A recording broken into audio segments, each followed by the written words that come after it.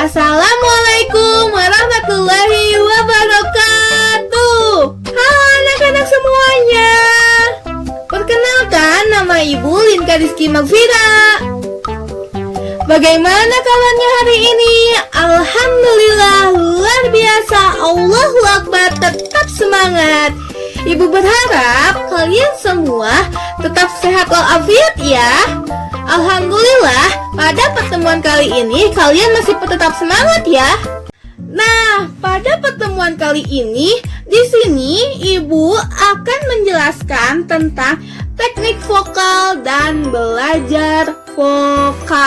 Nah, sebelum masuk materi, di sini Ibu akan bertanya terlebih dahulu, apa sih itu teknik vokal? Nah, jika ada yang tahu, boleh kalian acungkan tangannya ke atas. Nah, untuk yang belum tahu, yuk mari kita belajar bersama-sama tentang teknik vokal dan belajar vokal. Ya, betul, teknik vokal merupakan suatu kegiatan yang berolah suara sebagai media untuk mengekspresikan nilai-nilai keindahan musikal. Nah, contohnya seperti intonasi, artikulasi, frasering, penapasan, penjiwaan, atau ekspresi. Suara yang kita punya ini kita latih supaya menjadi memproduksi suara seperti tebal, bulat, merdu, nyaring, dan jelas. Jadi, kali ini teknik vokal akan belajar bagaimana kita mengolah suara supaya menjadi suara yang indah, jelas, tepat, bagus, dan ringan. Yuk, mari kita perhatikan hal-hal apa saja yang harus kita semua perhatikan. Nah, yang pertama di sini ada intonasi. Apa sih itu intonasi? Intonasi adalah ketepatan tinggi rendahnya suatu nada. Contohnya, pada melodi berikut ini kita akan mencoba 8 nada atau 1 oktav saja. Do, re, mi, fa, sol, la, si, do. Nah, itu semuanya harus tepat antara do, re, mi, fa, sol, la, si, do. Contohnya kita buktikan pada lagu Satu Nusa, Satu Bangsa.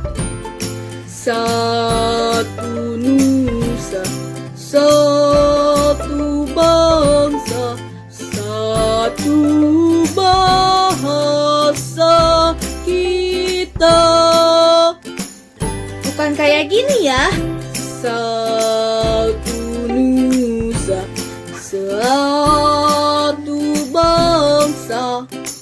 Jadi melodinya itu harus tepat dan jelas. Yang kedua, artikulasi. Artikulasi adalah bagaimana kita menyampaikan kata demi kata itu jelas dan tepat, sehingga arti dalam lagu tersebut dapat tersampaikan pesan yang jelas dan tepat. Contohnya seperti ini.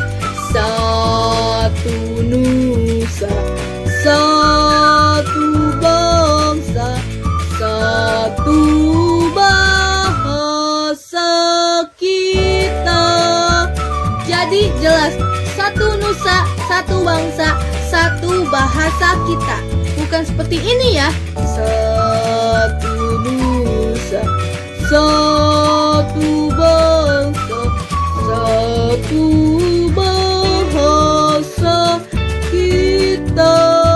Jadi mulut kita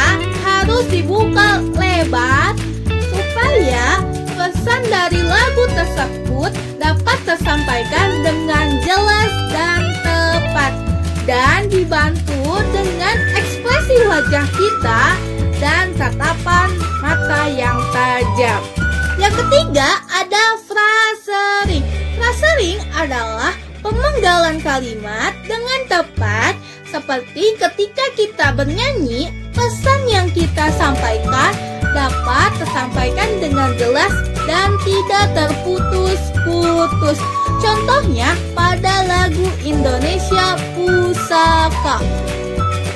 Indonesia tanah air beta. Nah, jelaskan Indonesia tanah air beta. Artinya sudah jelas, tetapi kalau kita dinyanyikan seperti ini, Indonesia tanah air beta, itu artinya sudah berbeda. Indonesia tanah, air beta. Pusaka abadi nan jaya,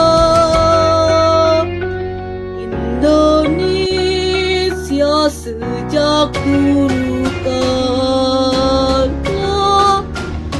Jadi jelas ya, Indonesia sejak dulu kala, bukan Indonesia sejak dulu kala, bukan.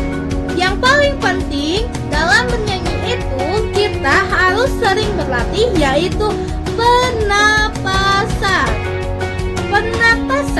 Pernapasan yang perlu kita ketahui di dalam teknik vokal ada 3 bentuk pernapasan. Yang pertama ada pernapasan dada. Nah, pernapasan dada itu tidak baik tetapi digunakan di saat menyanyi. Karena apa? Karena akan membuat napas kita cepat habis, tersengal-sengal, dan capek. Contohnya bagaimana? Itu ketika kita bernyanyi mengambil napasnya dari hidung. Contoh, kita ambil napasnya melalui hidung. Indonesia sejak dulu kala. Terdengarkan? Itu akan terasa capek sekali karena mengambilnya terlalu dipaksakan. Yang kedua adalah pernapasan perut. Jadi kita di saat kita menyanyi, kita mengambil napasnya melalui perut. Jadi kita menghirup tidak melalui pernapasan dada, tetapi melalui pernapasan perut. Contohnya, jadi kita mengambil napas dari perut sampai perut kita itu mengembung, agar di saat kita bernyanyi, napas kita tidak tersengal-sengal, tidak merasa capek, dan tidak kehabisan nafas. Nah, pernapasan yang ketiga atau pernapasan yang terakhir adalah pernapasan yang baik digunakan pada saat bernyanyi, yaitu pernapasan diafragma. Nah, pernapasan diafragma itu bagaimana sih caranya? Gampang, kita bayangkan ketika kita sedang menguap. Ketika kita sedang menguap, udara yang kita hirup akan keluar sangat panjang sekali. Nah, yang kelima, penjiwaan atau ekspresi. Penjiwaan atau ekspresi adalah ketika kita sedang membawakan lagu sedih, kita harus mewujudkan dengan tatapan atau ekspresi kita dengan membangun muka yang sedih. Contohnya pada lagu Syukur. Syukur aku sembahkan kehadirat-Mu, Tuhan. Nah, pembawaannya itu kita menyanyikan dari hati dan hikmah. Ketika kita mencontohkan dengan lagu-lagu yang lainnya, dengan lagu yang semangat, yaitu lagu Halo Halo Bandung. Halo, halo Bandung, ibu kota periangan.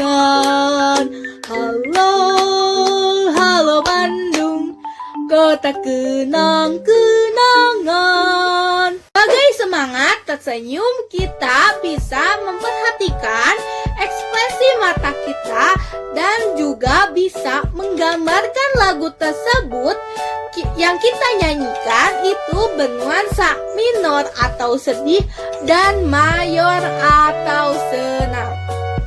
Nah, itu dia yang bisa Ibu sampaikan tentang bagaimana cara bernyanyi kita ini bisa memproduksi suara yang bulat, ringan, jelas, tepat, dan tentunya lebih bagus lagi, yaitu belajar teknik vokal.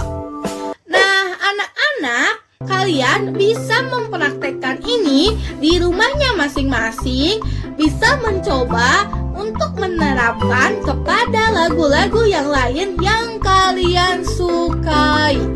Nah, cukup sekian untuk pertemuan kali ini. Semoga materi yang Ibu sampaikan dapat bermanfaat untuk kita semua ya. Tetap jaga kesehatan, tetap semangat, dan terus belajar.